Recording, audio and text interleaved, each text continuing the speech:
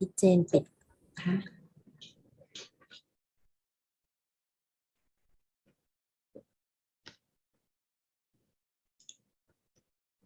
เจนยังไม่ได้ปิดหน้าจอ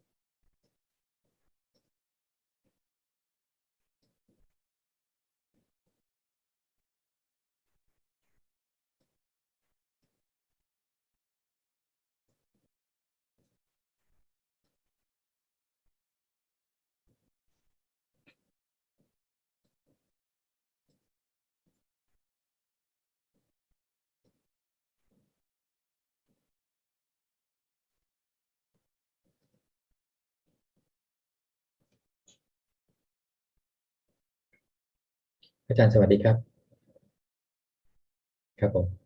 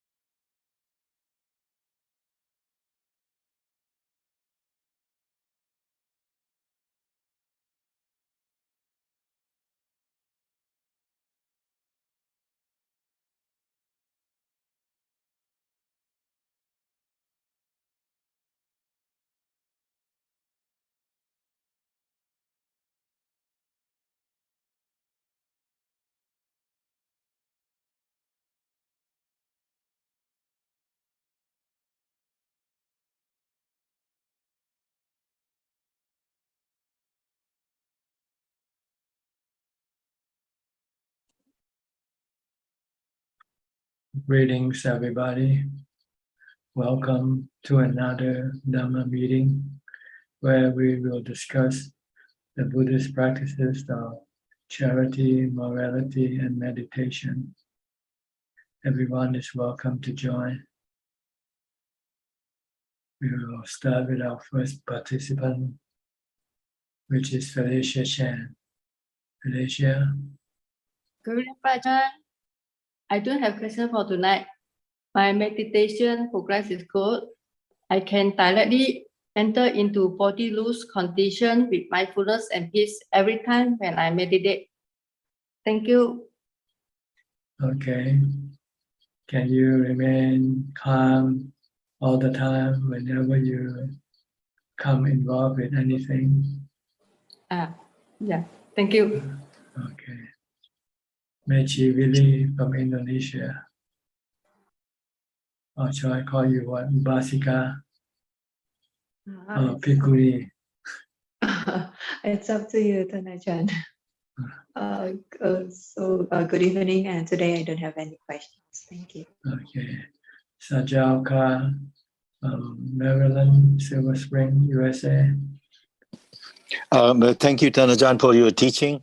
I have a question that you talk about mindfulness and that is referred to as sati. Some of the teachers, like for example, the Ajaan Jeff and other people, that they actually kind of as they are going into sati, coming from sriti, from Sanskrit, and calling that as memory and sort of kind of remembering. So I'm a little bit confused because the that what I learned from you is that the sati, the mindfulness, is being aware of the present moment, whether it's body or anything else. Whereas what they are talking about is recollection. How am I getting confused? And I want to kind of bridge the gap, if there is any, between these two. Well, as far as I'm concerned, sati is mindfulness or concentration or focus. While recollection is sanya or perception, memory. This is in the four namakanda, one of the four namakanda. Vedana, sanya, sankhara, vijnana. Memory or recollection is sanya. Your ability to remember what happened yesterday, or the name of people that you know. This is sanya. Sati is to have presence of mind, to know what you're doing, to know you are listening, to know you are talking, to know you are walking, standing. The Buddha called this clear comprehension. So I cannot say for the other teachers, but this is what my take on it. I hope you can understand from this. Yes, I think this is what you have been teaching consistently, and this is what I am in my mind. So I'm quite happy to hear that repeated again. Thank you very much, Ajaan. That's all. Okay. You're welcome. Gek Yen So from Penang. Ajaan, good evening. No question tonight, Ajaan. Okay, Kok Seng from Singapore.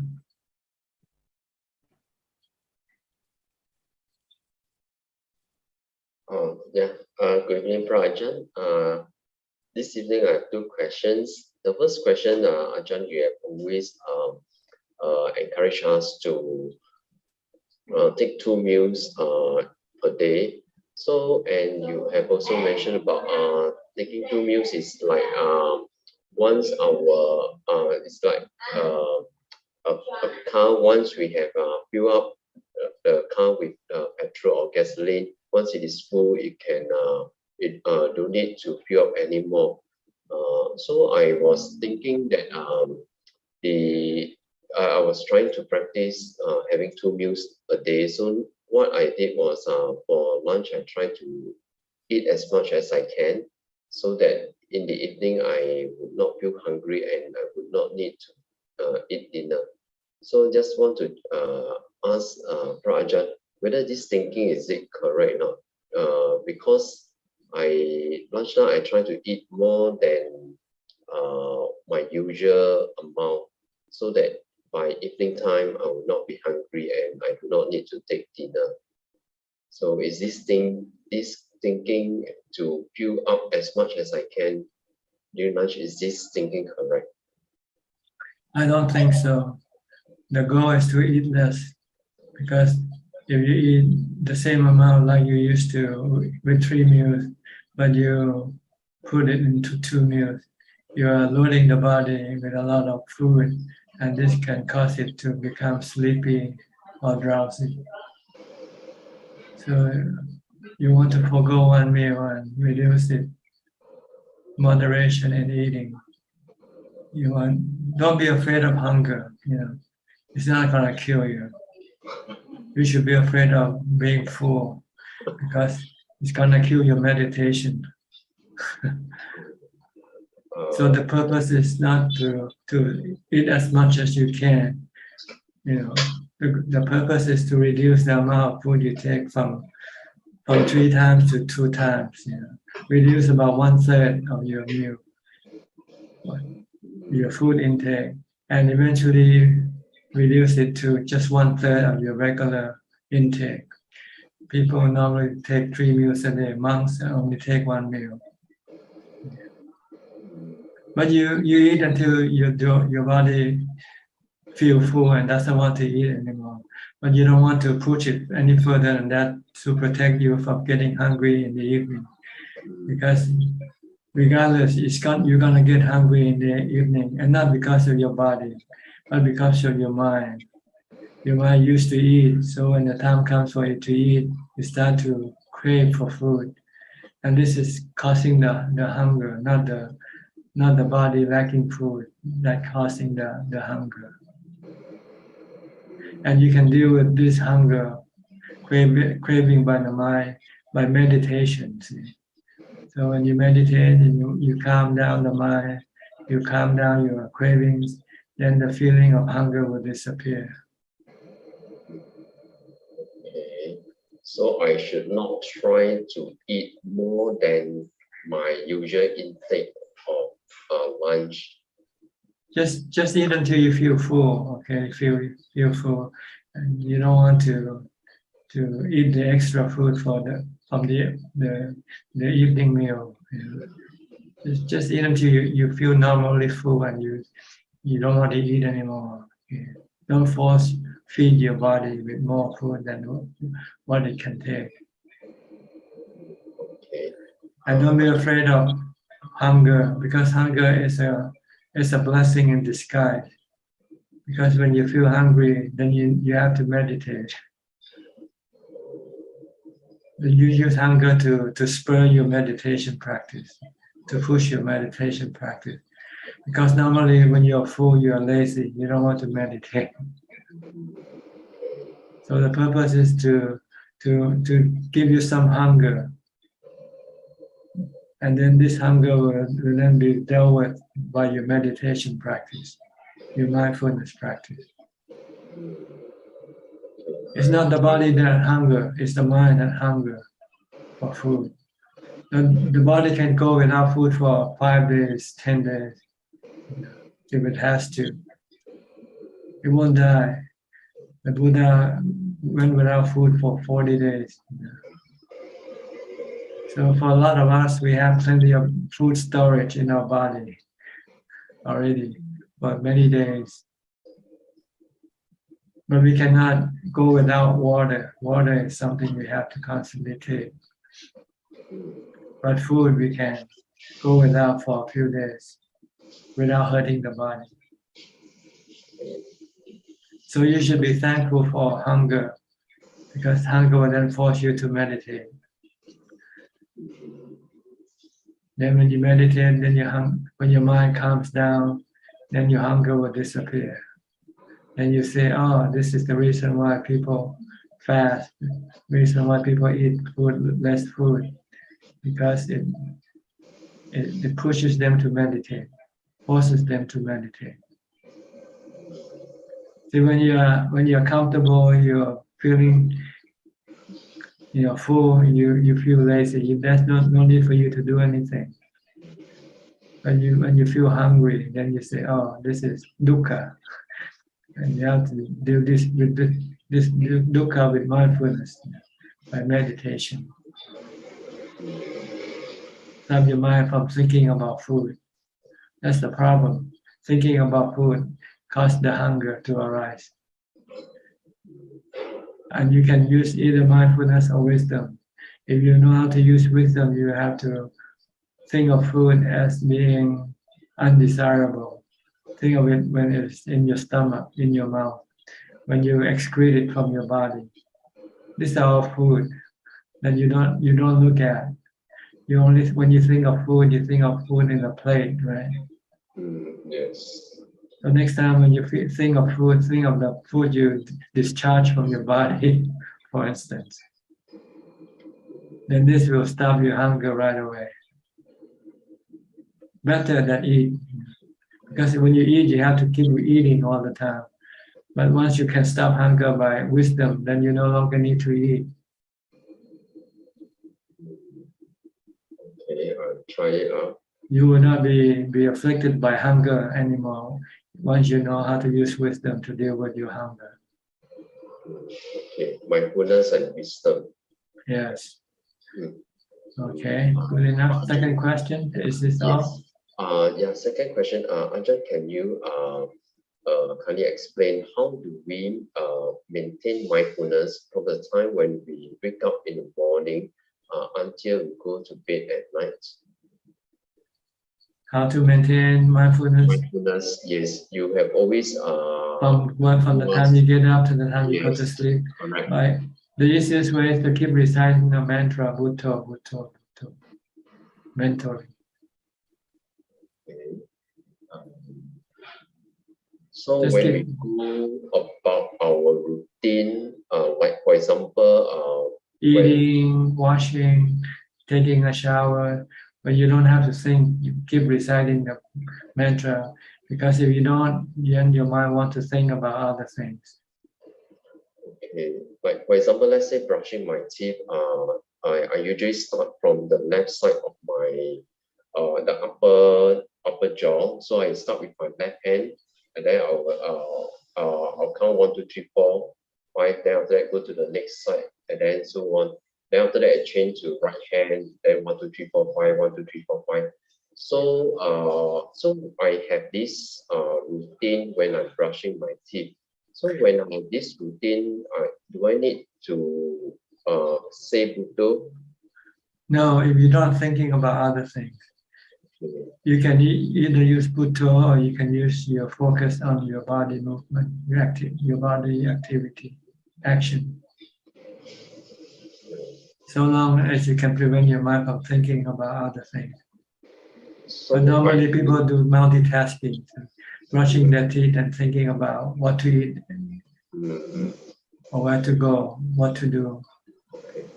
So when Ajaan, so when I need to do the thinking, then I will stop chanting Buddha and then do the thinking. For example, to think. Yes, if you have to, because in your normal routine, you still have to work and you have to think, but only what you have to think. So in between where I do not need to use the thinking, the thinking mind, then I will either chant Buddha or sit down in meditation. Or focus on what you do.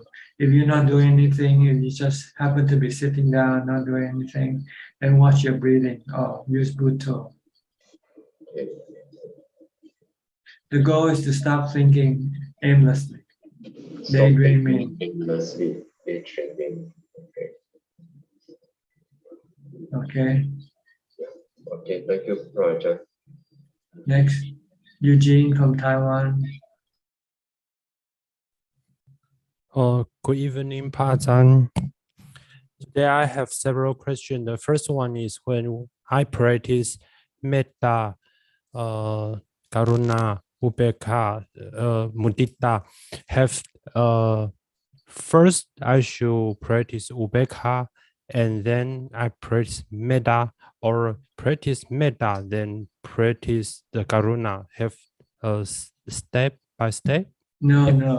It depends on the situation requires you to use whichever one. If you're meeting people, you use metta, friendliness. Metta is friendliness. You smile at people when you meet them.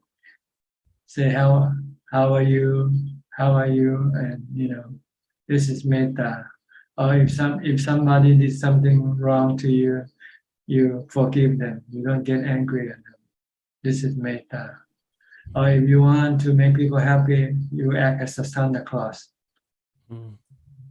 Give them something. This is metta.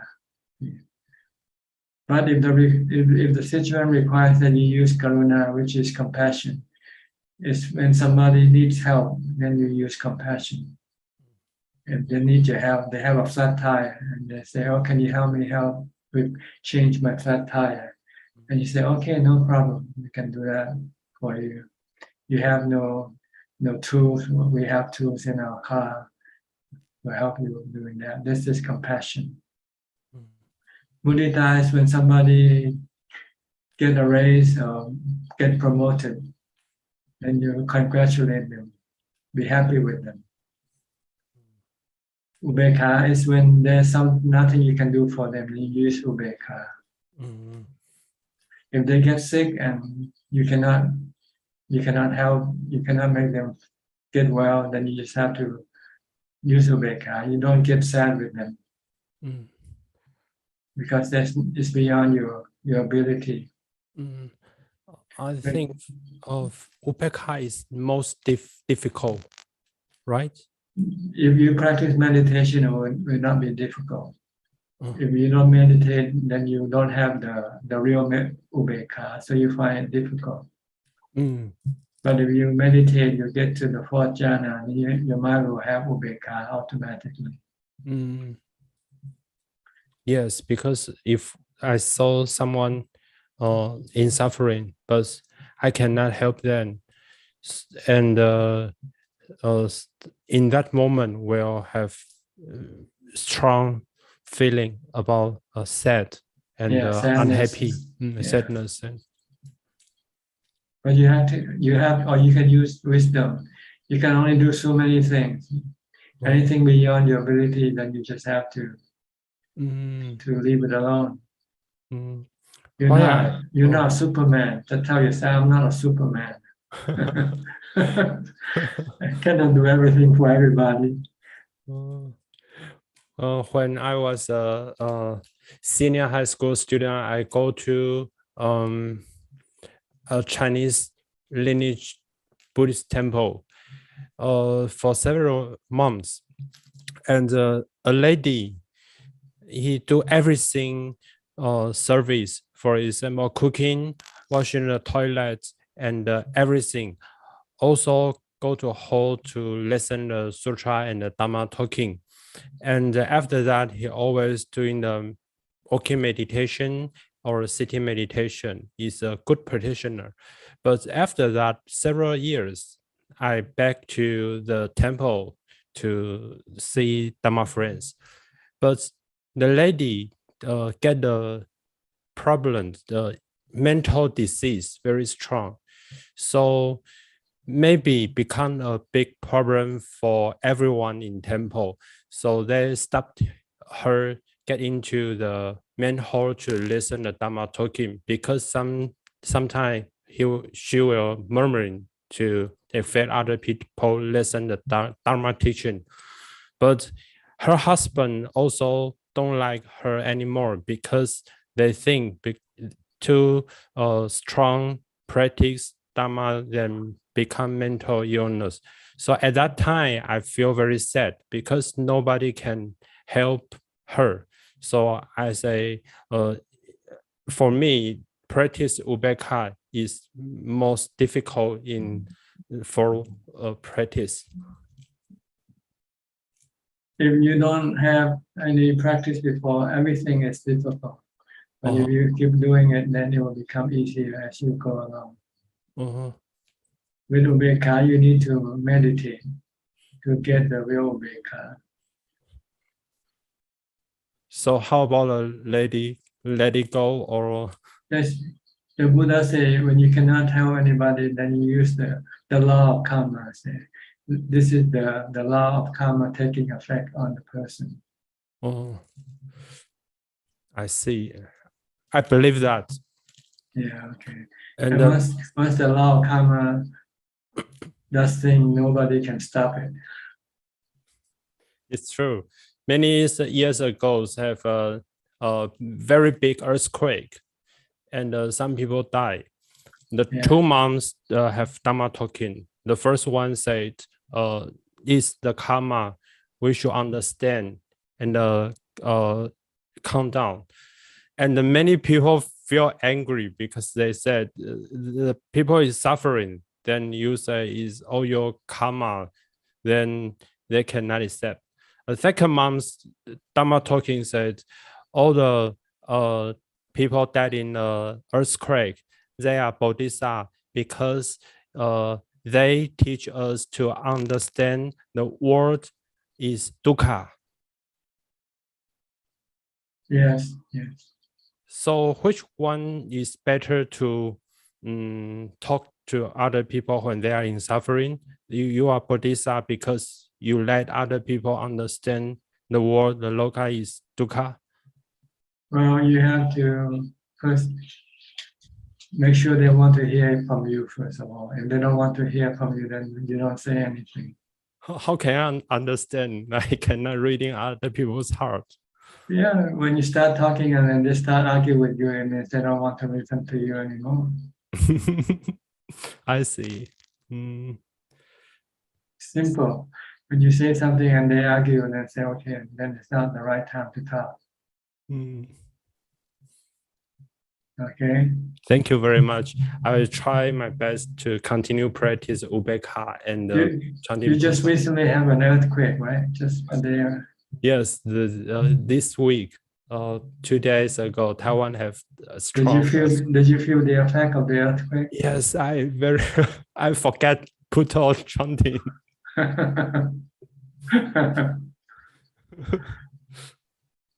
No tsunami though. Any tsunami? Oh no, but the building is Shacked. shacked, Destroyed. One of the Destroyed. buildings is destroyed. Yes. Some people die also, right? Few, but Yeah. the building hurt some people. Mm. Mm, Okay, this is something you should use as Dhamma. Anicca. Life is anicca. mm, Life is impermanent. Anatta, you cannot control it. mm. So accept it. Okay. Then you will have no dukkha. Mm. If you don't accept it, if you ask why, you will keep getting dukkha. Until now, I still remember the lady in temple. I cannot forget because I do nothing for her. Yeah, okay. Thank Good. you. Mm. Next, Nanapat from Ubon Ratchathani, Thailand. นมัสการค่ะท่านอาจารย์ I don't have any question ค่ะ Happy to listening in ค่ะ Thank you ค่ะ Anangalika Adelaide, Michelle from Udon Thani, Thailand. How are you? Good? How you health? I'm practicing and let us see what happens. Whatever will be, right? Kesara, Sera. Exactly.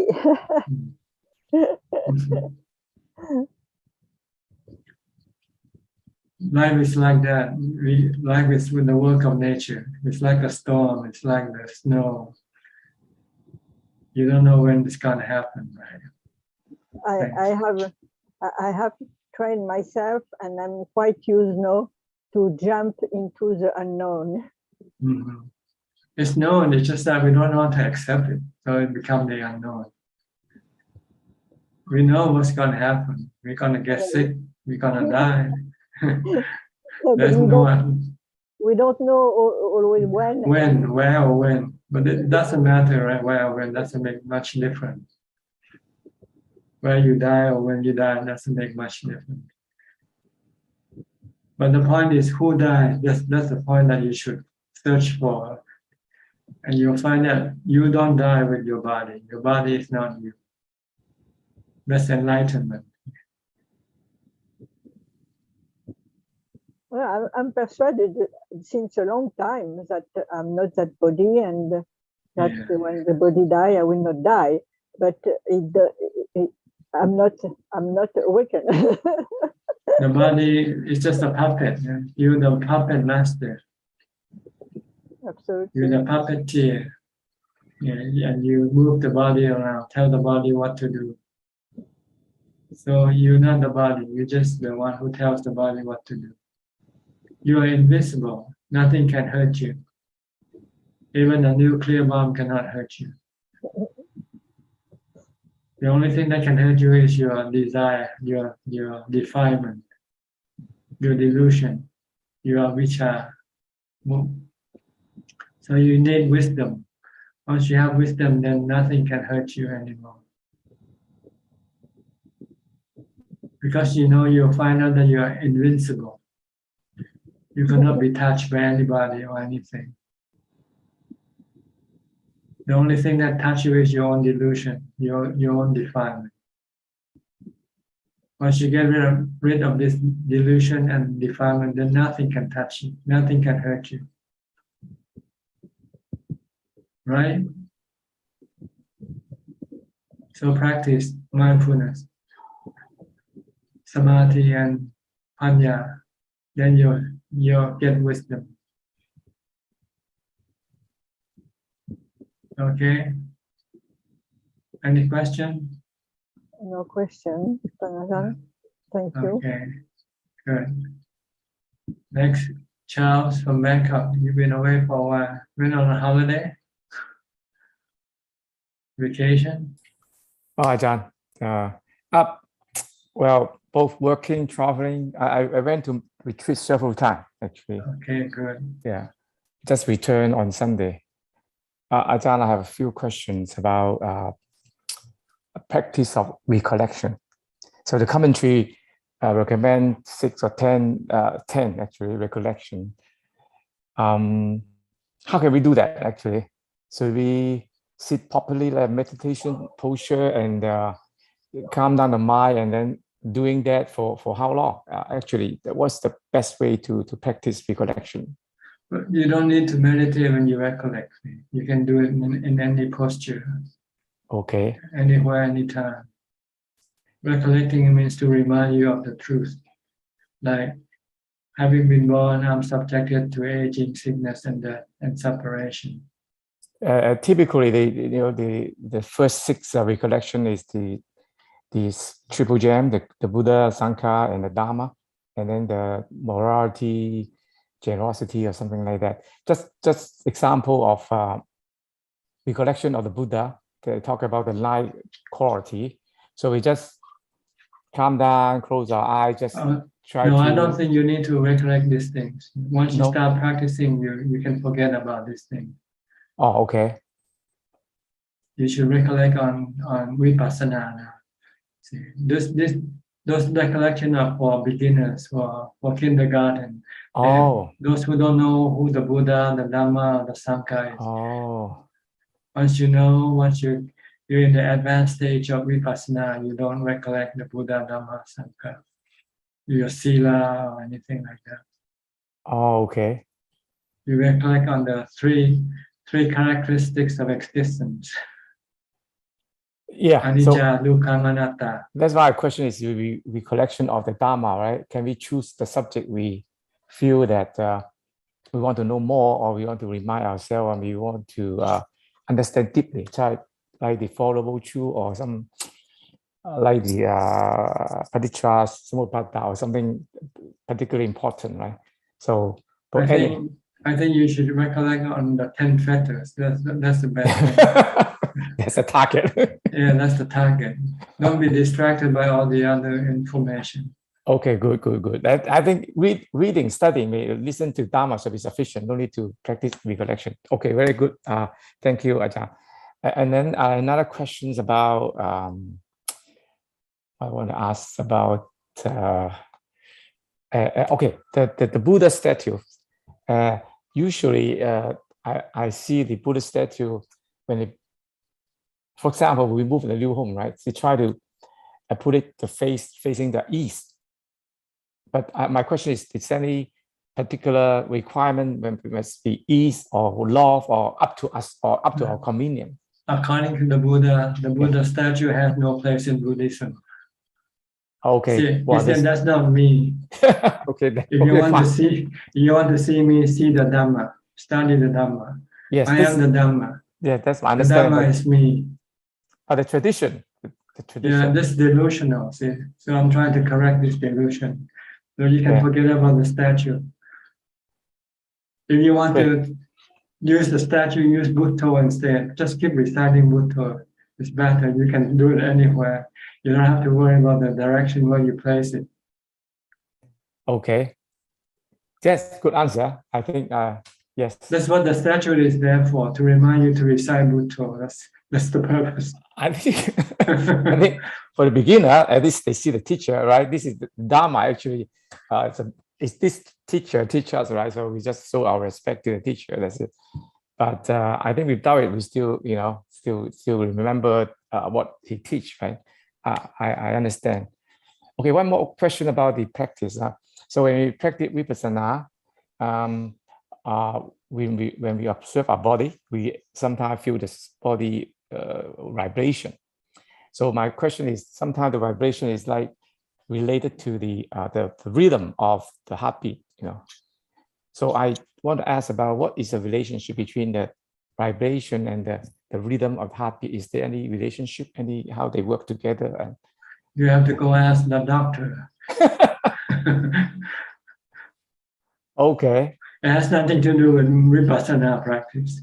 Oh, I think we one of the practice we observe our body sensation, so we really are aware what's going on with the body. No. The body sensation is pain. That's the only thing you have to worry about. Other thing is not important. It's only the pain that causing you dukkha that you want to deal with. Handle it. Okay, I understand. Because I always refer to the so-called sutra-based practice, right? Always a high level of samadhi and then naturally move to vipassana. But in a modern practice, they always put the two things, sometimes parallel. So that's why we have that kind of practice, right? But we just move to the deep samadhi chant level, and then naturally go to vipassana. That we don't have that kind of experience, I believe. But I'm not in high level chant yet. Well, the body is like an automobile. When an automobile will sometimes shake, or sometimes the engine, or So it's just the working of the body. There's nothing you have to worry about. As long as it still functions, it's okay. And one day it's gonna stop functioning. That's all you need to know about the body. What they try to do is through the feeling of the body, and they try to practice the only feeling is pain. The only feeling is pain. Okay, the pain. That's what affects you most. Other feeling they don't hurt you. They don't affect you. So we use the experience of pain to practice upekkha, the equanimity, saying that arising, passing away. To teach the mind to understand the nature of pain. It is something that is not under your control. It's coming, going, anicca. Yeah. Yes, this is. And also when we have a pleasant sensation, we also don't attach to it as well. Okay, so the vibration and the rhythm of the heartbeat, so not very different. It might indicate the status of your body. Maybe something is going wrong with your body now. Like a car, when you drive, normally you won't hear anything different, right? But one day you start to hear some sound coming from your car, and you say, "Oh, something's wrong with this car." Okay. Maybe just an indication to let you know that your body, something is wrong with your body. Maybe you should have a physical checkup. No. It's very normal, because when for example, I calm down, right? I can feel my heartbeat. Okay. If it's normal, then there's nothing to worry about. If it's normal, then you have but when the mind is calm enough, we know what's going on with our body. Yeah. I think quite normal lah. Just calm down. You really. Yeah. When you start to have pain, then you know there's something wrong with your body. Yes, pain is obviously. Even we don't pain, I think we can feel. Every part of our body is like, kind of vibration, moving, not stand still. Our body is always like, you can really, when you calm down, you're always feeling something about every part of the body. Yeah. But any benefit, I don't know. I call it, just treat it as anicca. This is anicca. Of course, it's anicca. This is a way to understand. Not anicca. Changing. Anicca. Yeah, anicca. The body constantly change. Yes, that's the way to realize the anicca. It's anatta. You cannot control it. Yes. So accept it for what it is, for whatever it is. If you accept it, then there's no dukkha. That's all. Exactly. Yes. Okay. I think I let other to ask question. Okay. Okay. Thank you, Ajaan. You're welcome. Yeah. Professor Kenneth from Switzerland. Good afternoon, Ajaan. I have no questions at the moment. Thank you. Okay. Where you live in Switzerland, is it near the mountain Jungfrau? Not really. I live just now a bit north of Bern, the capital. North of Bern. Okay. But not too far. Not too far from Interlaken. Yeah, if I went to go to Jungfrau, maybe an hour and a half, 2 hours. Yeah. I can see it. I can see the Jungfrau from my window, from my I see. apartment. Okay. I can see it in the distance. You go there often? No, not very often. Not very often. You don't Well, do skiing or anything like that? No, I used to ski a bit, but my knees and things like that are not quite. Anicca. The body is Yeah. going downhill. I get sore knees, so I gave it up. Okay, you have any question? No question today, Tanajan. Thank you. Okay. Juan Liman from Malaysia. Ajaan, good evening. Ajaan, our goal of practice is to keep the mind calm, quiet, and empty from thoughts. So we keep continuous mindfulness and watching the body and mind and thoughts and not reacting. So when the mind is tired of watching, can we just stay in the emptiness and do nothing? It depends on where you are. If you're alone and you're not doing anything, then you don't have to watch it, except your mind. Watch whether your mind, you are thinking or not. If you still think, then you should stop it. If not thinking? If not thinking, then there's nothing to do. Just watch your mind. Let it stay calm and not reacting, not desiring, not craving for anything.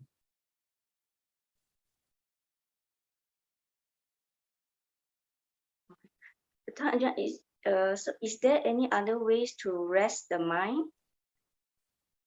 To rest the mind is to stop thinking. That's resting the mind. And you can do it with mindfulness, or you can do it with wisdom.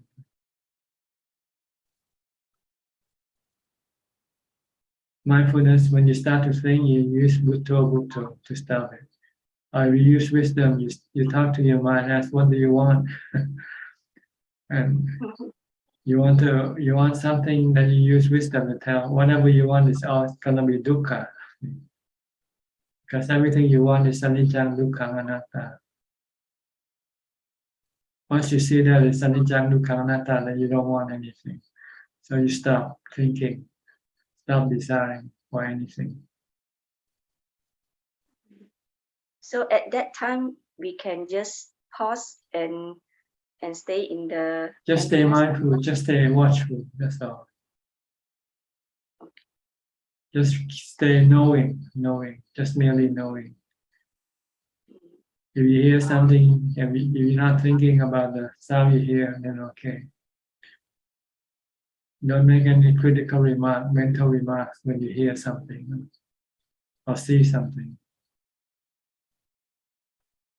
Just let them come and go.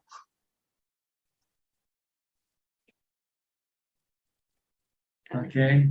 Okay. Don't react. Don't react with like or dislike or fear or delusion. Okay? Okay, thank you, Tan. Okay. Machi Mamiel from Thailand. Good evening, Ajaan. No question for me tonight. Thank you. Next, Ruth Lee from Indonesia. Good evening, Ajaan. I don't have any question tonight. Thank you, Ajaan. Okay. Alfredo from Brazil. Cold there now, huh? Putting on a warm clothing. Hi, but very cold here. Winter. How cold it is? How cold is it? 2 degrees Celsius. 2 Celsius, 2 degrees 12, Celsius. 12. Oh, 12. 11, 12. Okay. Yeah. I was sick on my plate. You have heating inside your house? You have heating? Eating, yes. Okay. So inside the house is warm, not as cold as outside. Yes, I eating here, and I eating get up out in restaurant. Barbitex. Yes. Simple food. Simple food. Yes. Good. Bante, I watch you in Pindapata.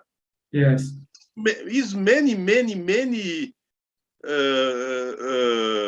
Giver, things food. for one day. Is for one day.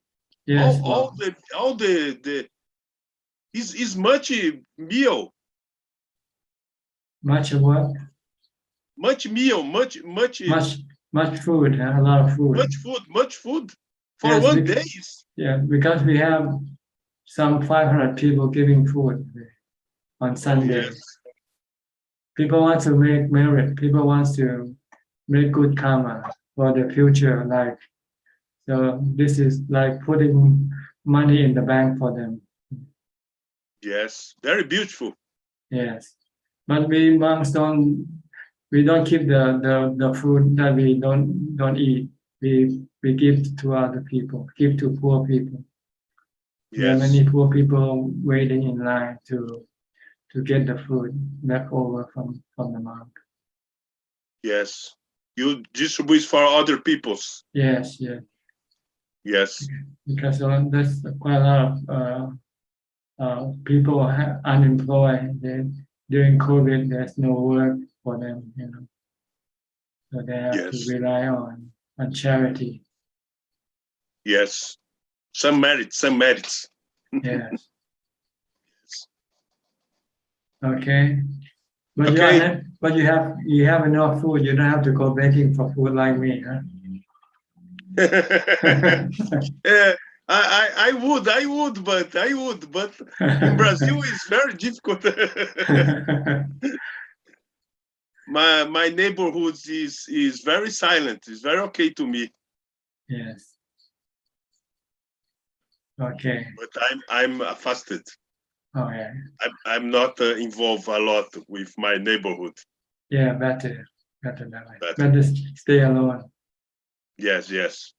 Good. Okay. Good. Nice talking to you. Thanks.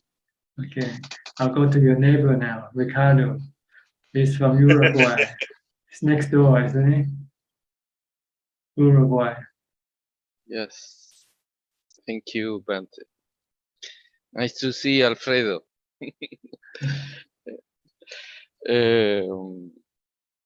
I have no questions today. Nice to see you again. I have one of my sons was sick. That's why I was not participating on your talks, but he's fine now. I just would like to make 2 or 3 comments. First one, I keep translating into Spanish your talks from the books you gave me and trying to give to the Sangha here in Uruguay. Second, today I will buy a ticket to go to Thailand in January. Okay. So you can come and stay with us when you get here. You can stay with us like before. Thank you. Yes. But you should let us know ahead so we can have reservation for you. Right. Okay. I will write before. And just for kind of a joke, I saw you a picture of you when you were very young with a sunbeam car. Sunbeam car. Yeah. That's my first car in the US. I bought a used sunbeam car for $500. Beautiful car. Yeah. Beautiful car. But it's a wreck. It needs a lot of repair. You drive for a few days, then it breaks down. You have to put it back in the shop. So after a while, I gave up and sold it and get a Volkswagen, and brand new Volkswagen instead. That's good. That's good. That is Anicha also. Anicha. Yeah, Anicha. Okay. Thank you. Okay. Bye. Thank you. Nice talking to you. Nice to see you again. Thank you. Okay, Alvin from Malaysia. Ajaan, good evening. I don't have any question. Thank you. Okay, Christine Koi from Malaysia also. Oh, today I have an update from my father's friend. Previously, I follow him go to pay respect to Long Po. So I have a good news saying that he planned to visit and bring me along. I mean, we have a small group. So next year, February, we plan to pay respect at Long Po. Okay, I'll see you when you come. Yeah, and like Long Po said, make marriage. Yes, put the money in the bank for your future. Yeah. I was putting since I was I think 10 years old. Good. Yeah. Keep making marriage. This is for your future life. After you die, you need marriage to keep you happy. If you have no marriage, then you will not be happy. Yeah, actually, Long Po, I can enjoy the marriage now. It start to return. Yes, you enjoy it here now too, and later on when you have nobody. Yes, and I hope that my life will be more time to practice and no need to work. Yes, if you make the goal and then make the arrangement, then you will have the time to practice. You have to make up the schedule for yourself. And I'm so happy that my father's friend he told me about your news. He read a lot, so he said 2008 Luang Ta did came to visit you, and wow, you are so wonderful. I was like, wow. I'm so blessed. I feel I'm so blessed. We all in the Zoom meeting are so blessed. Okay. Thank you, Long Po. You're welcome.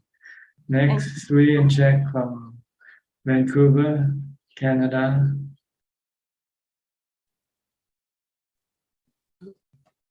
We are not Superman, right? I'm not Superwoman. I have a favorite. You have a good quote today. Just now you say, hunger won't kill you, but fullness will kill your meditation. And don't be afraid of hunger, because hunger is a blessing in disguise, and it will help your meditation. Wow, I really like that quote. Just now you gave. Yeah, because I think all my life I've been taught that be afraid of hunger. You're the first person to tell me don't be afraid of hunger. So that's really yes, especially if you want to meditate. Hunger will be a good tool to push you to meditate, to force you to meditate. And it's a blessing in disguise, like you said. But if you're not a meditator, then hunger will force you to eat more.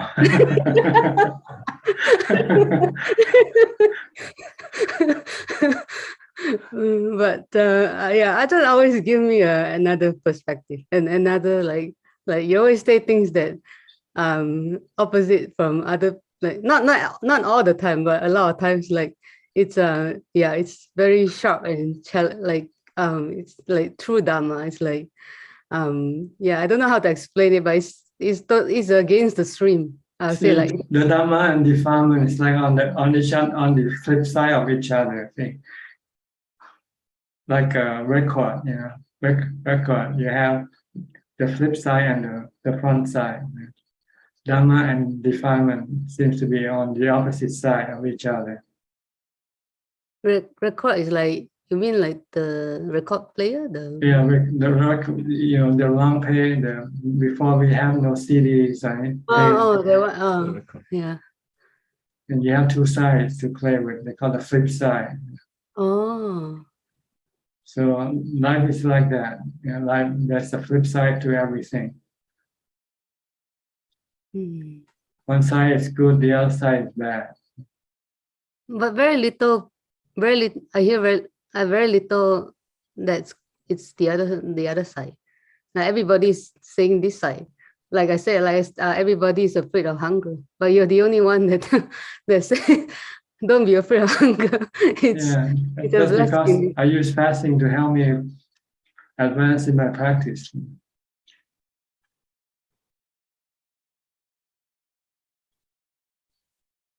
So it's a very useful tool, hunger.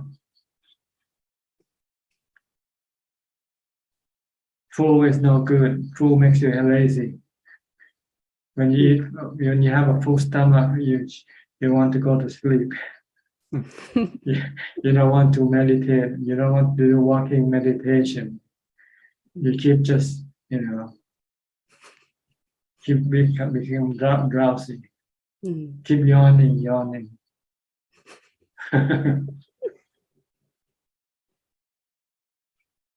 And it's even harder for like Alfredo was saying, there's so much food, like there's such a generous people in Thailand, your area, and it's a like if it's a non-practicing, it'll be so like it's a big like amount of food, and you have to be so mindful to take like what you need like from that big amount of food like that people are giving in your Pinabata, like when you can go for Pinabata. Once you practice and your mind becomes full, then food is no longer an issue. You just eat just enough for the body. Regardless of how much food you have, you only take this much. Because your mind is not hungry, not hunger for food. Wow. Oh.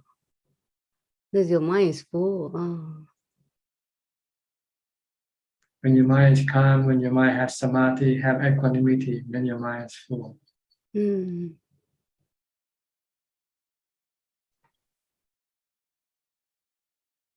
Okay, any question? Ajaan, when you say jhana is impermanent, meaning that someone cannot stay in the jhana state forever. But can you stay in jhana all the time? It's quite obvious. No one can stay. The Buddha couldn't stay in jhana forever. He has to come out and eat. The body needs to, need to be looked after. Yeah. But for one who knows how to get to jhana, is this like impermanent as well? Like meanings like no, knowing how to do it is not impermanent. So once you find a way to get you into can jhana, always go back. You can always do it anytime you want. It's like you knowing how to make money, right? You keep making money, right? Not really.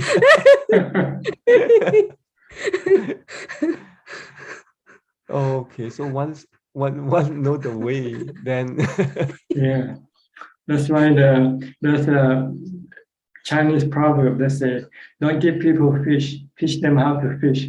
Okay. Oh, you know that saying, Ajahn.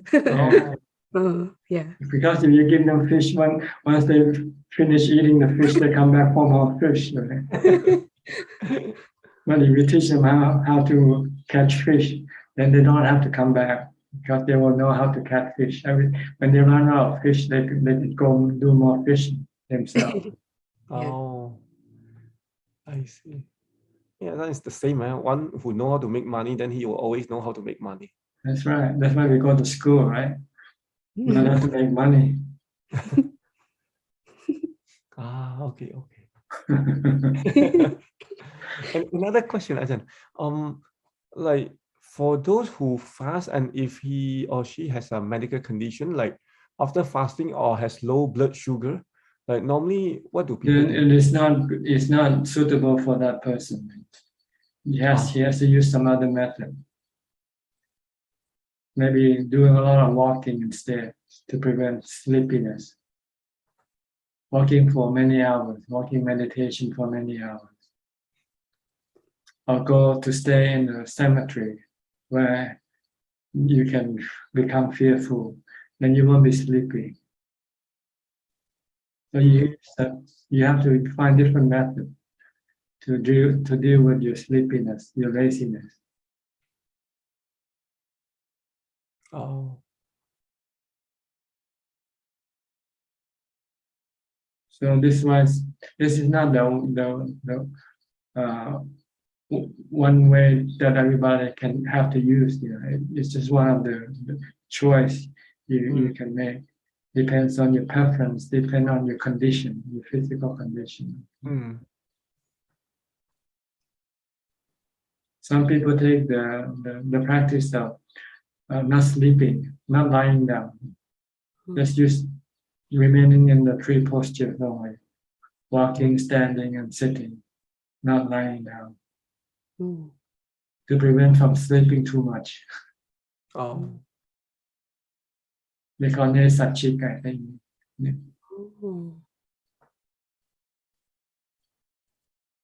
So it depends on your character, which is suitable for you.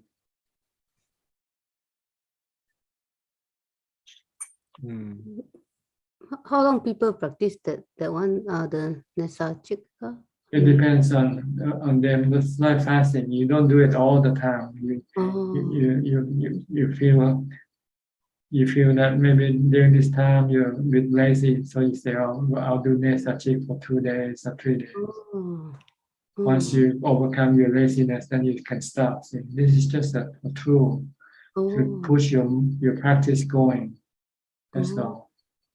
Once your practice started to go, then if you feel you don't need to do it, then you don't have to do it. Only when it starts to slow down again, then you'll say, okay, we'll have to push you more. And eventually, when your practice become automatic, you never feel lazy anymore. Then you won't need these measures anymore. It's only when you're starting that you find it difficult to meditate, to practice.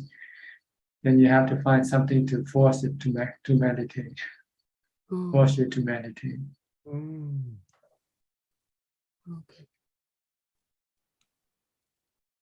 Okay? Yeah. All right. Okay. Go to Belinda from Singapore. Hello, Tanajan. It's uplifting to be in the Zoom session. Okay. Tanajan, I want to ask you about letting go. Letting go? Yes, just letting go. Don't hold on to it. That's all. Letting go. Don't hold on. Don't cling. No clinging. No attachment. It means letting go. If things gonna go, let it go. Don't try to pull it back, because it can cause you a lot of stress. If you let go, then there will be no stress. When you try to bring something that would go back, it won't come back. Or if it comes back, it won't stay for long anyway. If it's gonna leave, if it's gonna go sooner or later. So it's better leave it naturally. Let things be naturally. If they want to go, let them go. If they want to stay, let them stay.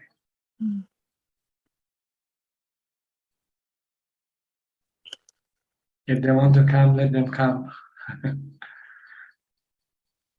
Like painful feeling, they come and go. So if they want to stay, you have to let them stay. If they want to go, let them go. If they want to come, let them come.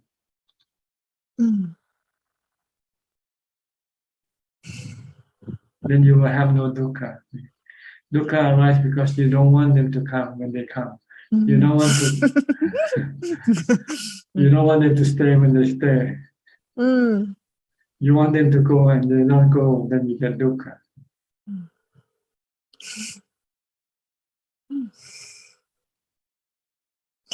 So, like a habit, some habit in the mind. Sometimes, after letting go, and then sometimes the mind just like, hey, a sense of justice or sense of resentment, the habit, the mind, the thinking mind, or recollection of the past, and then there's the, and then you just come back again, the unwanted guest. But it feels like self-created, then it is mind-made, but yet it's not so easy to see where to untie the knots. So like Ajaan say, to watch when it's dukkha, we watch, and not just wanting to so sometimes rationalizing can be just it boils back to mindfulness. Is that Ajaan? No, when you rationalize it, it depends on how you rationalize. You can rationalize with defilement or with wisdom. These are two different types of rationalize. Sometimes you think with wisdom, sometimes you think with defilement. When you think with defilement, you're creating dukkha. When you're thinking with wisdom, you eliminate dukkha.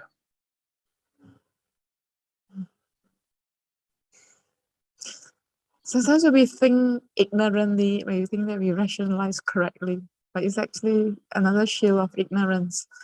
Yeah, it's all ignorance. If you don't see everything as anatta, then it's all ignorant. You have to see everything as anatta, as being like the wind or the sun or the rain. Something you cannot control.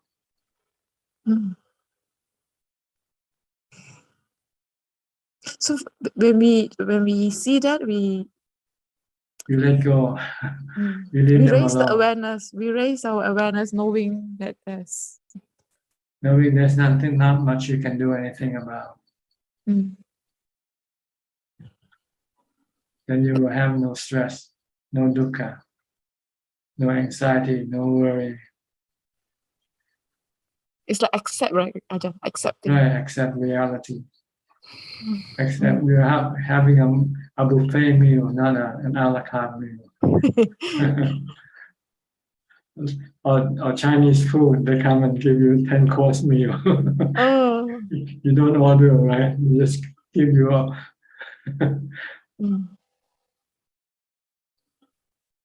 Thank you, Ajaan. Thank you. Okay, good. Remember Chinese meal, 10-course meal. Okay. Life is like that. Accept them. Whatever you're given, just accept. Then there will be no dukkha.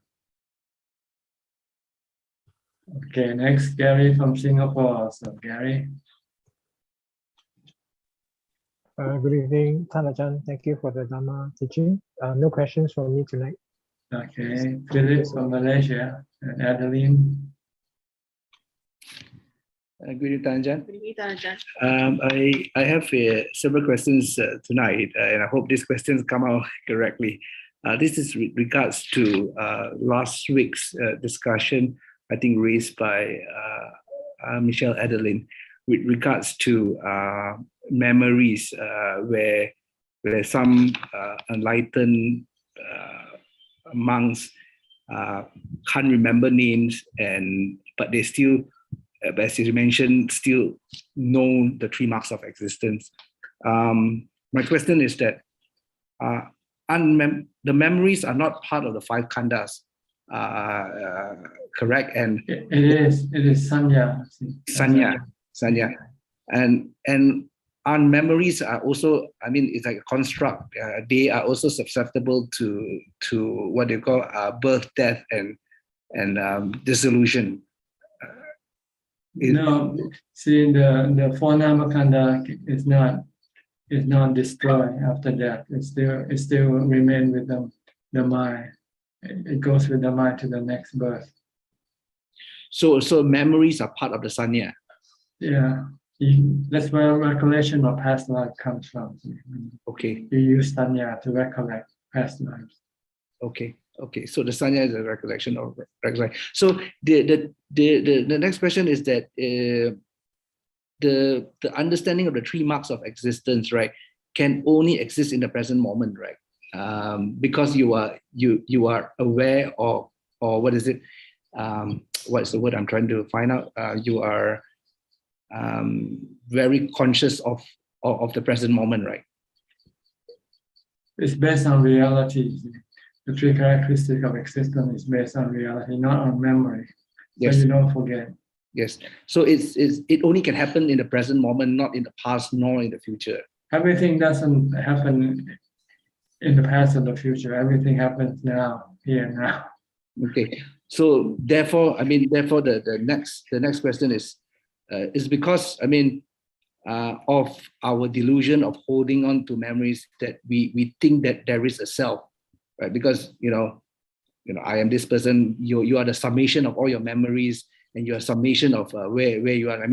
For a person who has lost his memory, he cannot even remember who the person is or who his relationship with the person they have it. So He lacks the ability to recollect, and that ability results from the lack of mindfulness. If you have mindfulness, you can recollect a lot. Okay. Right. So it's not a destruction, or it's not a destruction of or a dissolution of any of the memories. No, it's just the lack of the ability to get to the information. Okay. If you have mindfulness, you can get back to a lot of information stored in your mind. That's why you can recollect past lives, for instance. The Buddha, once he go into jhana, go into Upajjhara Samadhi, then he has the ability to recollect past lives. And you need strong mindfulness to get there. Understand. So for people who practice mindfulness, they're not affected by dementia or Alzheimer's. They know all the time. The mind is constantly being aware all the time what's going on. They might not be able to remember names sometimes. If you introduce yourself to me once and say, I am Philip, and I don't see you for a few days, I might not remember what you're Philip, because I don't reinforce your name to stay in my memory. But if I keep reciting your name all the time, then I won't forget. Lots of memory sometimes because the lack of reinforcement of the information that you get. That's why when you go to school, you learn something that you have to do homework, right? You have to keep memorizing what you learn, or else you won't be able to pass the examination. Especially with subject that needs memory, like history or something like that. You have to remember everything. But if it's something to do with rationality, logic, you don't need to memorize. As long as you understand the logic, you can remember it. Like mathematics, science, this is something you use logic instead of memory. Once you know 2 + 2 is 4, you'll remember for the rest of your life. You'll never forget.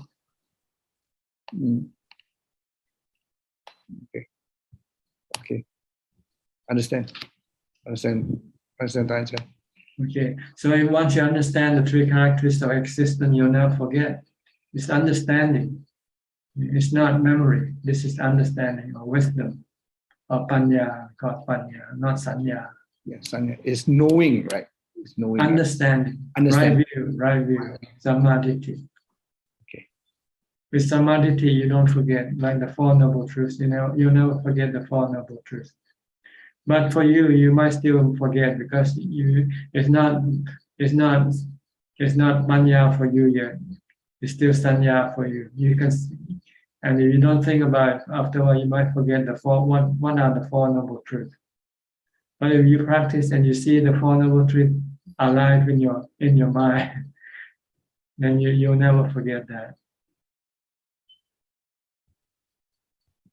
When you have stress and you see, oh, my stress is caused by my craving, for instance, and the way to stop my stress is to stop my craving.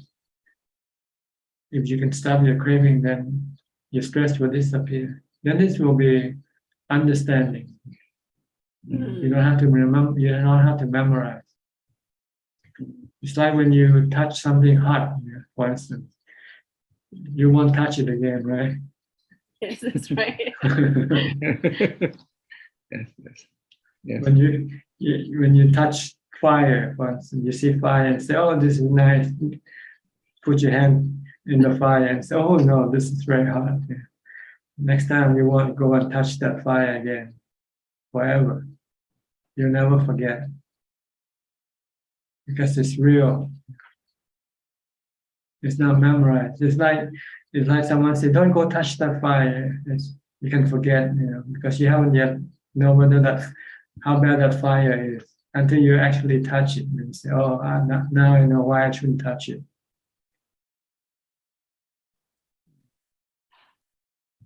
This is different from memory. Memory is like you introduce me, your name, I'm Philip. Then after a few days, I forget your name. You forget my name. In order not to forget, you have to keep thinking about my name all the time. Then you won't forget. But once you start using it for a while, you can forget. Even like languages. If you start using language for a while, you find it difficult to use it. Because these are our memory. Okay. Ajaan, for example, like let's say like chanting the suttas, like for me, I find it easier to, I don't know, I feel like maybe in previous lives, I've heard it before. So that's why when I chant it, I can remember it easily. Is that Probably, yes. Yeah, it becomes like very natural. I don't have to look at the book or to really memorize it. If you find something easy to do, it means you have already done it before. I see. If you find it difficult, then it's something you haven't done before. All right. Okay. So the construct of the self, right, is the combination. A concept is a concept created by the mind. Like before, people have the concept of the earth being flat. Right, the earth being flat. It's not real, right? Now we know it's round. It's a ball, not a disc, not a table. Yeah. Okay, this is a concept. It's a concept, yeah. The self, the I is a concept. Yeah. I think, I feel. It's just a concept. When you meditate, you stop this concept and you say, what happened to I? There's no I anymore. When you stop thinking. When you stop sanya, sankhara, nothing, emptiness, just knowing. Then there's only one thing that's left, is knowing. This knowing you cannot not stop it from. You cannot erase it from yourself. It's part of you. It's you. But this knowing is not I. It's just a work of nature. Like the wind, the sun, and the rain, like the earth, the water. This is our work of nature. But when they fall and make a body, and the delusion mind comes connected with the body, it trains the body as to be mine, myself, I. It's like claiming the earth to be flat. Same thing. Okay, understand. Okay, understand. So you have to reverse this delusion by reminding yourself, no, the body is just the four elements. It's made up from the four elements. And eventually it will return back to the four elements, to its original form. Then the body will disappear, the I will disappear. Where would you be then when the body disappears? Then you say the body is in the mind, but when you stop thinking, the I also disappears. When you meditate, when you get into jhana, then everything, the I disappears. All that is left is just a knowing. But when you come out of jhana and you recombine with the body, you start to remember or think of the same way you used to think again. That's why when you have to be constantly reprogramming your thoughts. Instead of thinking of this body is me, think of it as not being me. Understand. And in order to make it stick, you have to actually do it. Prove it that you think this body is not you by not worrying about it, for instance. You don't worry about other people's body, right? So you should not worry about your body either, because it's not you either. So this is the way to prove, to really remind you that you have actually understand or know that this body is not you. It's not to be affected by your body, whatever happens to you. Understood. Okay. Okay. Okay, Tanja. This is the practice of vipassana. Yes. This is the real vipassana. Yeah. To let go of your sakaya titi, your fetter. Yes. Of thinking of your body is you. Yes. Body is not you. Because Tanajan, I mean the body a minute ago and the body now is not the same thing. It's not It's the same. anicca, it's anicca, it's changing, it's changing. So it's not yeah. It's not there. It's not there. Well, it keeps changing, see? But the process is slow. So you cannot see the change. Yeah. Only when you take the photographs of yourself 5 years ago and take a look at it now and say, hey, that's a different person. Yeah. That's a different body. Yeah. From the body when you're 20 years old, what happened to it now? Yeah. I mean, from the beginning of this conversation 1 hour ago, I mean, it keeps changing, but it's so slow. It's so slow and so minute. You cannot see the difference. No, I lost 4 pieces of hair on the table. So I mean, it's no more me. I mean, 1 hour ago, that 4 pieces of hair was on my head, but now it's just on the table. And the air that you breathe out all the time, it's not you anymore. Yes. The water that you discharge from your body. Yes. Correct. Okay, just keep looking at it as the integration and this solution of the 4 elements. You keep taking in the 4 new elements all the time, and you discharging the old element. You're constantly exchanging old and new. See, you breathe in new air, then you exhale out old air. You drink new water, and then you discharge old water. Yes. You take in earth element, and then you discharge the old earth element. This is constantly going on your body. Very good analogy. Very good analogy, yeah. Yes. Okay. One big chemical reaction. Yeah, it's all chemical. If you study chemical, the whole body is made of chemical. Oxygen, hydrogen, nitrogen, carbon dioxide, carbon. They come and form into different things. Right. Yes. No, the mind just happened to claim it to be you, that's all. Yeah. Correct. And the mind isn't you either. It's a delusion in the mind that caused this concept to arise. It's only a concept of I, and it's so heavily embedded in the mind, it becomes real. The I is there because you are not mindful of the present moment, right? It's always been there, whether you're mindful or not. Okay. The Buddha tried to trace the origin of the delusion, and he couldn't find it, where it started.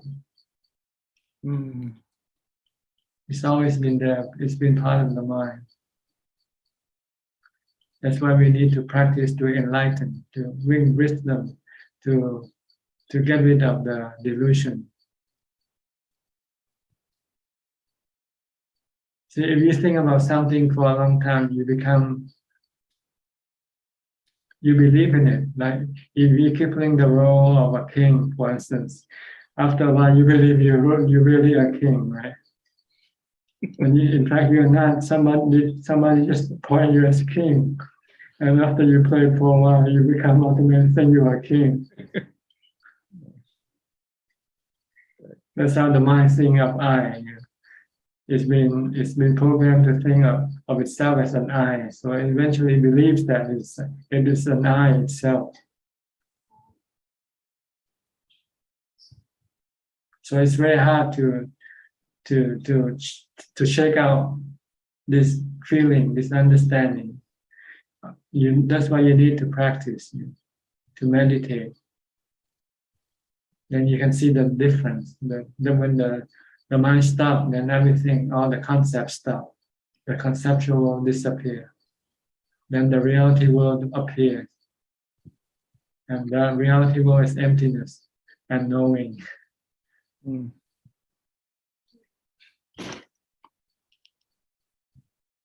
Understand, Ajaan. Okay. Thank you very much. It's been very, very good.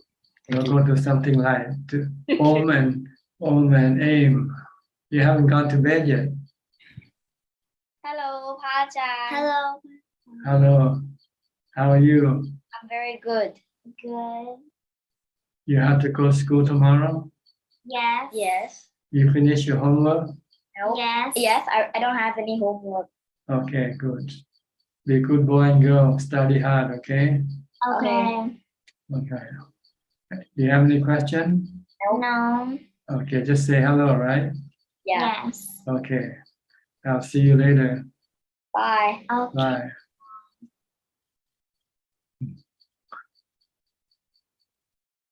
We have Arokaya Paramarapa. Sadhu Bante, Sadhu. Yeah. So how are you doing? Where are you staying now? I am back in my house. Oh, you still have your house? I thought you gave up your house. No, I didn't succeed with that too. And I feel good here now because, as I told you, there are plenty of monasteries here in Europe. And I spoke to I was in Bremen, in Germany, and I spoke to the monk chief of them all. He started to build our 8 monasteries from Buddha Parami, the name. Buddha Parami. Yeah. Yes, Buddha Parami. And I met him. Thai temple or? Yeah, Thai temple, Brahma is actually they dwelling in Brahma Vihara, teacher. That is they build monasteries, they build things, and it's for the community. A lots of food, lots of money, trees of money. I think it's more for the general public, general Buddhist people who wants to make merit, not meditator. Yeah, and it can be shocking when a monk come there, ex-monk come there and is in Upeka all the time. So, but luckily was some monks there also. There was 13 monks in the day I left, and I could spoke to them all. One of them gave your contact. I forgot his name now, and because too many monks at once, so I just remember the monk chief is Ajaan Lumpo Pung, and Lumpo Tang. That Lumpo Tang is from here, close to me, 1 hour from here. Lumpo Tung is Lumpo Pung is from there, from Bremen. They received me as one of them. I was very well received. I was invited to join community, so if I stay along with them, soon is a Upajjhaya in Copenhagen. But I decided to do my way alone, teacher. Until after 2.5 years, I'm retired. Then I can afford my medicine to Thailand, because I don't have nobody here to do that now for me, and I would not have money if I give it all away now before I get my pension. And by the way, your quarters are the only one that I see that suit me. And when I am retired, I can stay 3 months every year. I can stay 3 months with no problem out of Holland. And then if it's possible, I will be nearby you, outside or inside Vatican. And because my studies, like tonight, I just slept 1.5 hours. I do it hard, teacher. I go for real. And that's all what I do, with all interference from outside world. But I learned also to keep UPK all the time, or at least intercalated. I come back always to my mantra, and I most of times I only answer. I don't start chatting. Good. As long as you can meditate, it doesn't matter where you are or where you stay. Yeah, you told me when before you invite me to become a monk, you did not knew that also. I was about to leave. You told me that was like to say goodbye, and then you said you meditate all the time, wherever you are. So exactly what you said now, and. Yes. And sometimes you become a monk, when you first started, you might not be able to meditate as much as you were a lay person. Because being a monk, you have to learn the trick of being monks. It was very nice experience there, teacher. I mean, I'm very, how say, I can keep things in the air, because I was many times in place I couldn't speak the language. I developed some kind of special, kept in understanding, catch the things in the air. Like I understand it by seeing more. Also, like I asked Ajaan Iwi, your assistant, does Ajaan Suchart come to the Pana ever? He said never. So I was there to check this also. How was your life, your history, and then you replicate it. So you point us the direction. And let's say these problems with sleeping, I don't have it anymore, because when I feel like to sleep, I sleep. You know, I sleep until I don't want to sleep anymore. And then most of times when there are those breaks in between that I have to do some other things that take me out of meditation, it's start all again. And I guess people who work will have this every weekend. They feel like to sleep, and when they start to get the video, the energy back, it's time to go to work again. So I'm lucky that I can extend. But I think my only problem, teacher, maybe you can help me. I think maybe like Jean Mon, I was also a bodhisattva in other incarnation, and I have my heart always.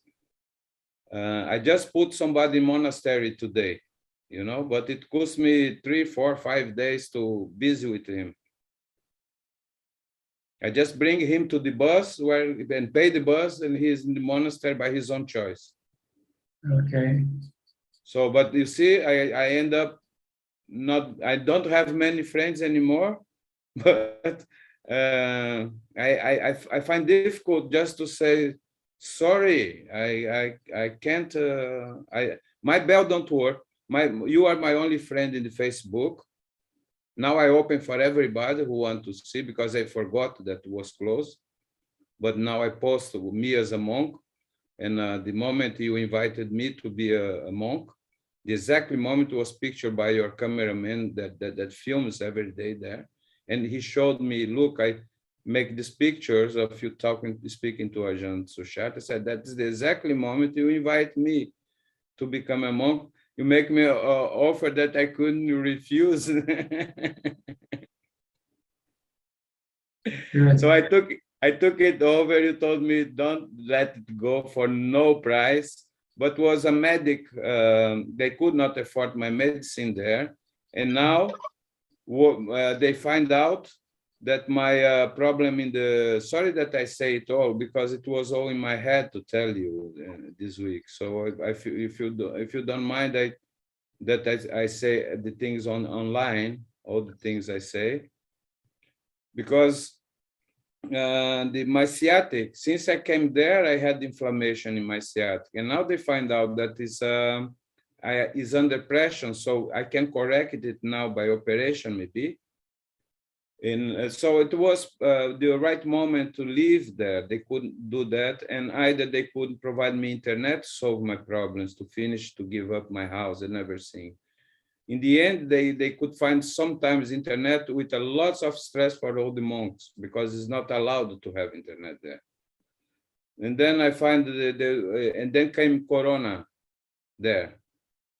And then when that came, was all at once, I gave them lots of time to try to solve by their means. And they come with the answer, you have to find somebody to send you your medicine. And okay, the pen was very nice because my teacher, pen is my teacher. I enter UPK, the pen can be there. I don't care. It's gone. Okay, Hunger, I learn we have also. to wrap it up now. I have to go to some other people. Okay. There. Okay. Nice talking to you. I hope I told you everything I wanted to tell you, that I feel also that it has to be told, all those things. Okay, no problem at all. Whatever happens, already gone. Yes, let it go. Thank you. Yeah. Oh. Okay. Next, Evie from Indonesia. Yeah, Ajaan. Speak Namo louder. Buddhaya. Namo Okay. Buddhaya, Ajaan. Can Ajaan Good. hear me? Yes, good. Ajaan, what is the basis for training oneself from Dana, Sila, Bhavana? And after being able to do this, then the advanced level is Sila, Samadhi, Panya. Is that true, Ajaan? Is that correct? They're like steps. When you have done all the dana, then you go to sila, then you go to bhavana. Bhavana. Yeah. And the next step after we do Dana, Sila, Bhavana, so the You next get level is enlightened. You get enlightenment. and You when get vimutti. after have enlightened, we just can go to Sila, Samadhi, Panya. Once you become enlightened, then you don't have to do anything anymore. You don't have to practice anymore. The practice is like a boat that takes you across to the other shore. Once you cross the river, get to the other shore, you get off the boat, and you leave the boat alone. Yeah, because sometimes I read Sila, Samadhi, Panya, Dana, Sila, Bhavana. What's the difference? The difference is dana. Dana is added for lay people, because lay people have lots of money, so they need to get rid of their money first before they can get to sila and bhavana. Dana, Sila, Bhavana. And after Bhavana, so comes out Sila, Samadhi, Panya. No, bhavana is vipassana, samatha and vipassana, which is samadhi and panya.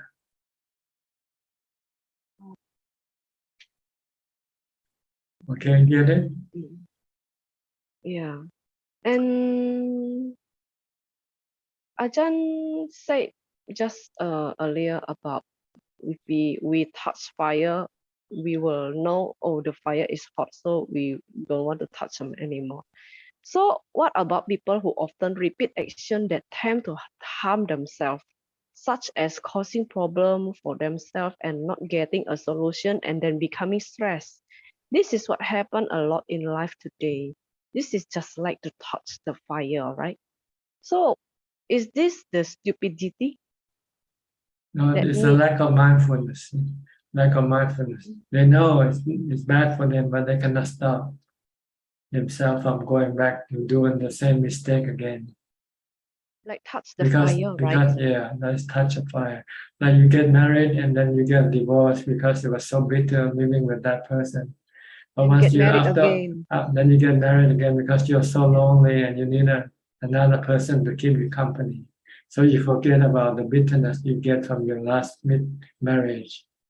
So this But is if, the but if you have stupidity. mindfulness, you won't forget. If you have mindfulness, oh, I say, no more. Once is enough.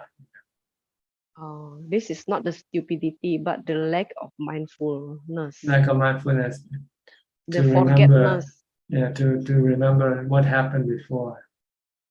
Yeah, because people think maybe this is the best lah. So I can try. So the person try the new man or new Yeah, new wife. new thing. Hope that will be better, but it's all the same. Yeah, it's the It's all same old anicca, thing. dukkha, anatta. Yeah. Oh, because they it's not because they haven't seen the noble eightfold path, so they still stupid No, and easy to fall. they're too weak to resist their craving. The desire is too strong for them to resist. And the desire is creating a lot of loneliness and sadness, and so they want to get rid of this loneliness and sadness by remarrying. But then, Yeah. Okay. but if you can And meditate, then you can resist your craving, because you don't need to get happiness from cravings. You can get happiness from meditation instead. yeah, but not longer, Ajahn. When wake up from meditation, just maybe the happiness just stay for half day. After half day, Or you have to do all it's day. gone Then you have to practice all day. You have to all meditate day. all day. That's what monks do all day. They do nothing but meditate all day. Still cannot, Ajahn, because I have Meditate work to and do again. mindfulness. I have Because work. you're not a monk, see. Yeah, yeah, If you want to do yeah, all day, then you have to become a monk, become yeah. a nun. Still cannot.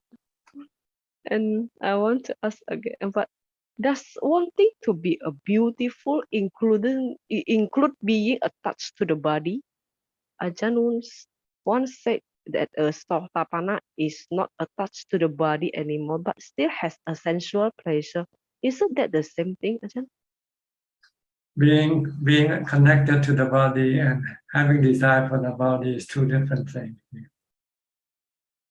Like You can be connected to someone and you don't have any desire for that someone. if we want to be a beautiful, like we color our hair, we put makeup in the face. That's because you want someone to like you, to love you. That's why you want to catch someone to be your partner. So you have to make up yourself attractive.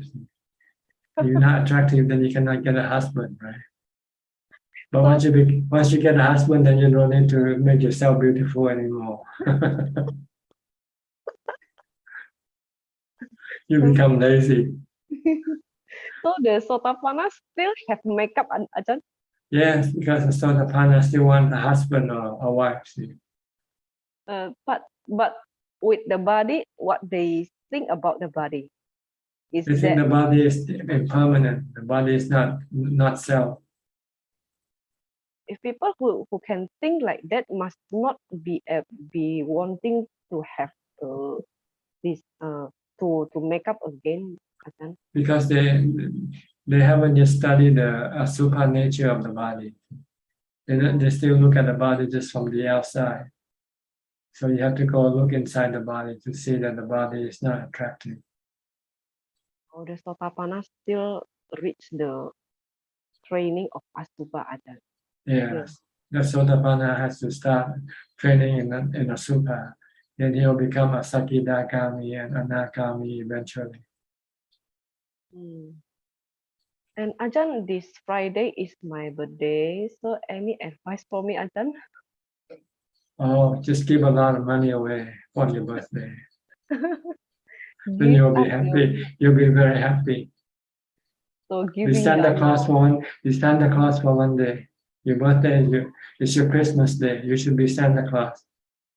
Like treat the friends to eat. I don't want to do that. Go to a hospital or go into some place where people need your help, need your money. Give them the money. Give Dana or Give money to poor people. poor. Okay. Yeah. Yeah. That is make sense.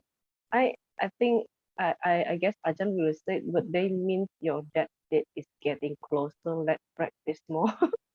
That also. That That also. okay. But what's more important is giving away your money. Yeah. If you have Because, lots of money that you don't need, then you should give it away. mm, Keep only the money that you need. because the death date is getting closer. Yeah. More closer. When you die, you have to rely on your merit to keep you happy.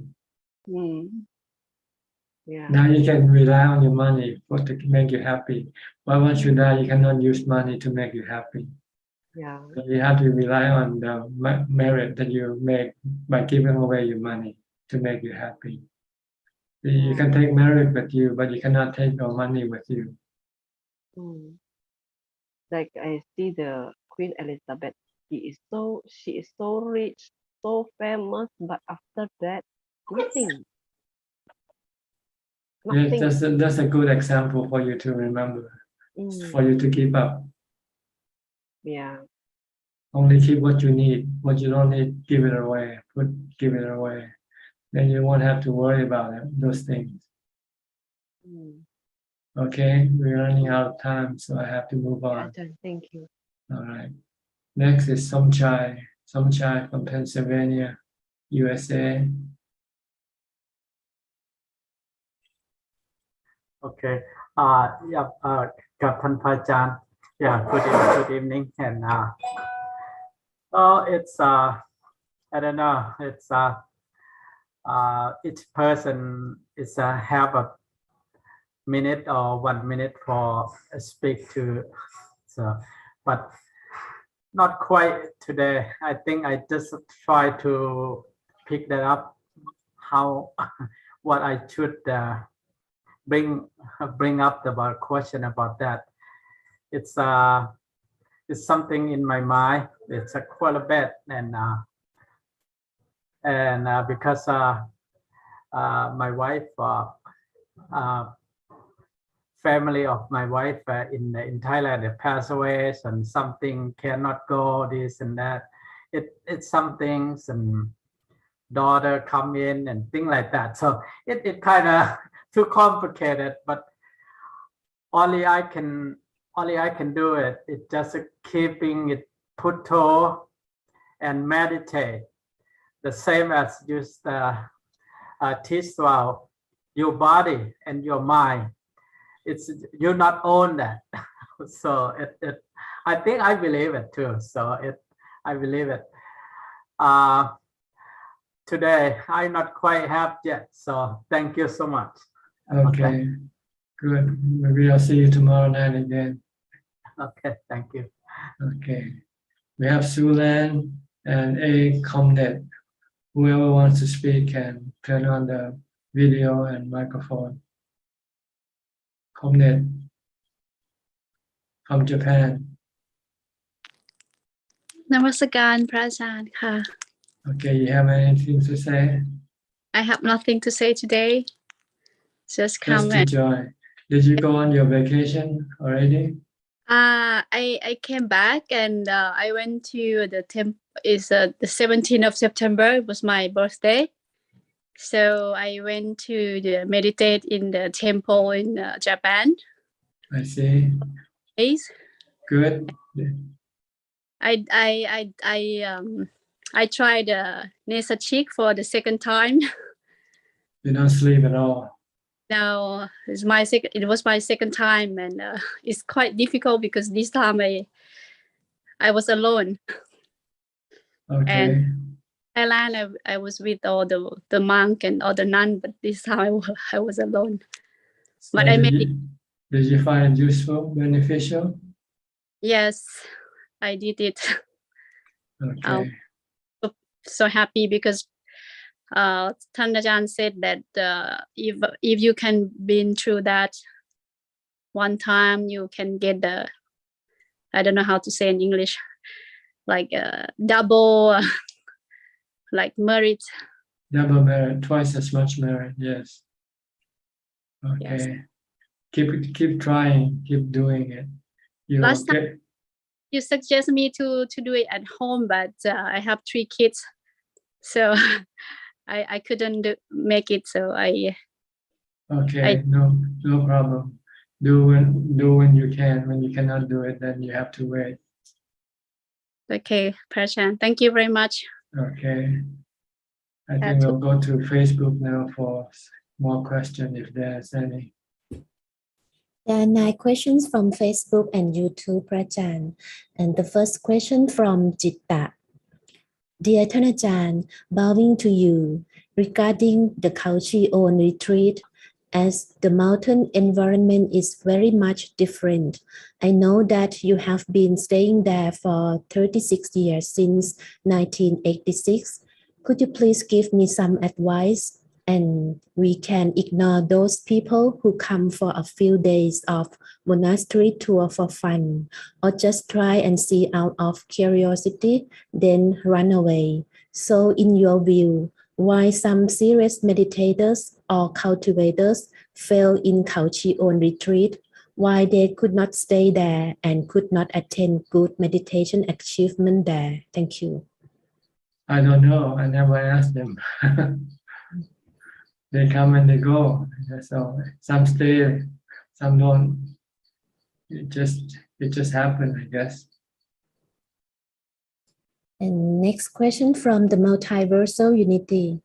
Good evening, Ajaan. There's a Japanese new movie plotted. If elderly after years of 75 age, they are open to volunteer to die. And if they do, their children will get some money from the government. This way, the government seems to solve population aging problems. Will this idea or project create bad karma to a party involved? Thank you.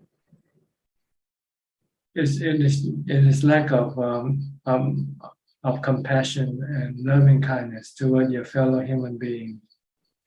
And if this should happen to you, you will feel bad. Right now you are young, so you can think differently. But when you get old and if you're being treated like you treated the older people now, then you'll find out how sad or how lonely you will feel, how useless you will feel. But when you show love to people now, it makes people feel good. It makes people happy. That is more important than about any other thing. So yes, if you think in a way that getting rid of people is good, then this is bad thinking. And if you're actually doing it, then you are creating bad karma. Next question from Wong Sam. May Ajaan explain the benefits of meditation in forest? What to expect from forest retreat? Thank you. Well, you get better results than you do it at home, because it's like when you're sick, when you have to look after yourself at home and go to the hospital. There's a difference. The hospital is more prepared to deal with your sickness than your home. That's why people go to the hospital when they get sick. They don't stay at home. Same way with people who meditate. They don't meditate at home. They meditate in the forest. And 2 questions from Tae Ting Loon. And the first question is, how do I deal with the mental stress, worrying, and being restless about work and deadlines? If you can just stop working, like me, I stop working and concentrate on doing meditation full time, becoming a monk, then you won't have any stress. I don't have any more stress or worry about work anymore. And the second question is, how do I deal with my mind that crave for entertainment that won't bring me happiness in the long run? Thank you. You have to go live in the monastery when there are no entertainment for you to watch. Next questions from I'm My Soon. Hi, Ajaan. Can we transfer good merits to our parents who is still alive? If yes, how can we do it? Thank you. No, you don't transfer merit to people who are alive. they make more merit than themselves, so they don't need you to transfer merit for them. The merit you transfer is very minimal compared to the merit that they can make by themselves. But with people who die, they can no longer make merit. So even a small merit is still better than nothing. Next question from Lisa Tan. Good evening, Ajaan. As a layperson, isn't it good to have aspirations? Shouldn't we have life target to achieve other than Nibbana? Thank you, Ajaan. Well, see, Nibbana is a permanent target, permanent reward. Everything else is just temporarily. You lose everything when you die. You can become prime minister, you can become king and queen, but when you die, you lose those things. But with Nibbana, you will never lose it. Once you have it forever. And questions from Pauline Soon. Can Ajaan explain regarding the metta meditation? When should we need to practice this? Well, metta is, if you don't know what metta is, then you have to learn what metta is. You have to study what metta is, how to be how to have metta. And according to the Buddha, there are 4 ways of having metta. One is to be forgiving. And someone did something wrong to you, you forgive them. This is metta. The second one is not to disturb or to hurt other people by what you do. Not to cause any disturbance on other people. Disturb or cause damage to other people. Whatever you do, you have to be mindful that it doesn't hurt other people. And the third one is to make people happy by acting like a Santa Claus. So once you know this, then you do it when you meet people. When you see people, you want to make them happy, act like Santa Claus, bringing some gift to them. And if they say something bad to you, don't get angry at them, forgive them. And when you do something, don't make them, don't cause any damage upon them. This is how you practice metta, not meditate. Metta to practice is not to meditate. And one more question from Pauline Soon. Can Prajan explain the wording group of Sila, Pavana, and Panya? Well, Sila is the precept, keep morality, keeping the precept. Pavana is the practice of meditation. And Panya is wisdom. Okay. And no more question, but Shilan want to say something to you, and she want to say that Ajaan, I'm planning to visit the temple in November this year. That's all. Okay, thank you. November, okay, a few more months. Yes. Okay, we have just about 6 more minutes left. Should anybody would like to have another question or so? Check.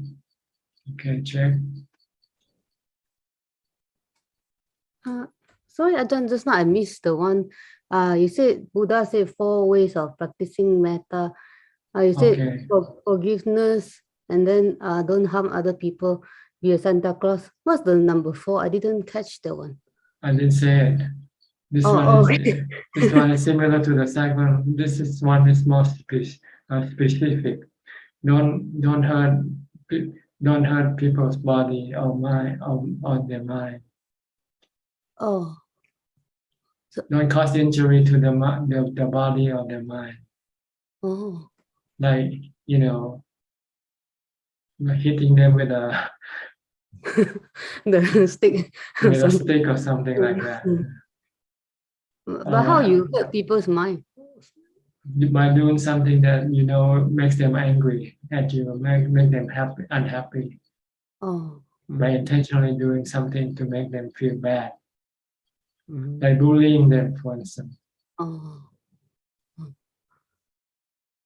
So number 2 is also hurting other people, but number 4 is more specific, like don't hurt. Number 2 is more like whatever you do, don't cause problem with other people. Don't create problem Don't create. for other people. Oh, don't be a nuisance. Don't be a Yeah, like having a party and making loud noises and things like that. Yeah. Oh, okay. Not causing any physical or mental injury, but still a nuisance. It still cause disturbances on other people. Disturbing other people, let's put it. Disturbing the peace of other people. Oh, okay. Yeah. Okay. All right. All right. I think that's about it for tonight. Anybody else? Did I catch anybody? Oh, Juan Liman. Okay. Juan Liman. Ajaan, just a quick one. Ajaan mentioned just now to Evie that a Sotapanna will still put up makeup and appearance. So, but Ajaan also mentioned that Sotapanna is not afraid of death. If they are not afraid of death, why are they so worried about how they look? I mean, their appearance. Because they still have sexual desire, and so they need someone to satisfy their sexual desire. So they have to appear attractive, make themselves look attractive. Well, nobody would like to have any sexual intercourse with them. But in a way, they are also not afraid to die. They accept that. They accept that. They accept sickness. It's part of life. Thank you. Okay. All right. I think that's about it for tonight. Thank you very much for your participation in this meeting. I hope it benefit you and help you advance in your practice. In the meantime, please stay safe, stay mindful, and keep on practicing. And if all goes well, I'll see you again at the same time next week. Thank you and goodbye. สาธุค่ะ Sadhu, thank you, Ajaan. Thank you, everyone. Thank you. Sadhu. Bye. Good night. Good night. ขอบคุณมาก Hi, doctor. ขอบคุณคุณบอยนะคะ thank you very much บ๊ายบาย ๆฝันดี ฝันดีค่ะ Good night